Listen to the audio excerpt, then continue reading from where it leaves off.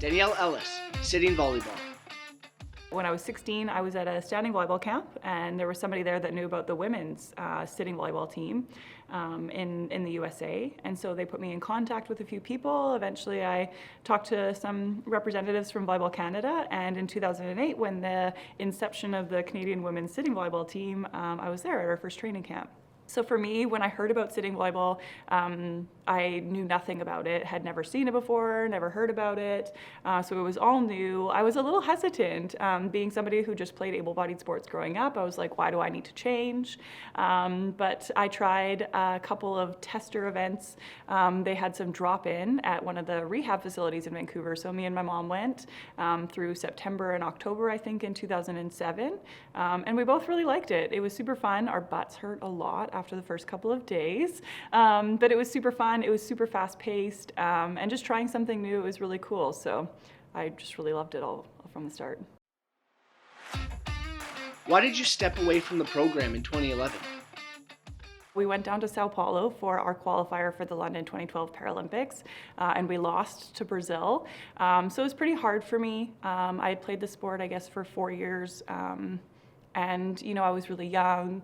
I never knew growing up that I would be an athlete. I never thought I could do it.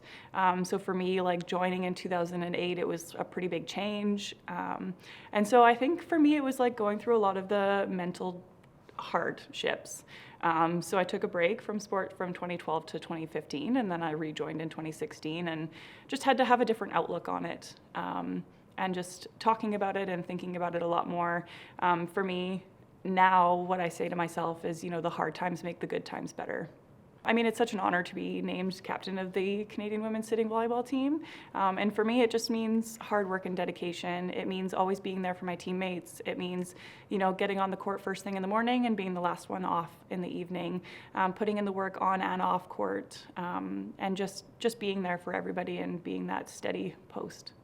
I like to be a leader that leads by example. I want to be the person that they can look up to and say, look at how hard she's working. She's working that hard, I can work that hard too. And you know, like I said, there's always good days and bad days. And so you just have to remember the good days and just keep working hard. I work hard for my teammates. I'm on this team for them. I work hard for them. And I hope they know that. Being a leader on a decentralized team, so having athletes across the country is definitely hard.